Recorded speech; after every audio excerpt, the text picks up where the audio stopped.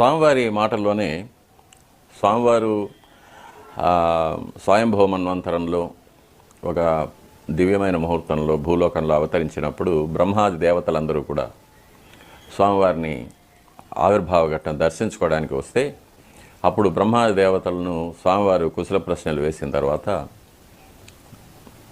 చతుర్ముఖ బ్రహ్మ అందరి తరఫున స్వామివారిని ప్రార్థన చేసుకుంటారు, మానవ కళ్యాణం జరిపించాలని.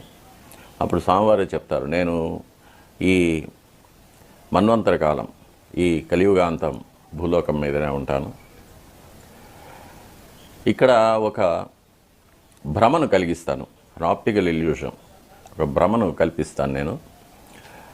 ఇక్కడికి వచ్చి ఆ భ్రమను చూసి ఇదే భగవంతుడు అనుకొని సామాన్య భక్తులందరూ కూడా చాలా అల్పమైన కోరికలు కోరుతూ ఉంటారు. ఉద్యోగం కావాలి, సంతానం కావాలి, ఆస్తి కావాలి, పదవి కావాలి.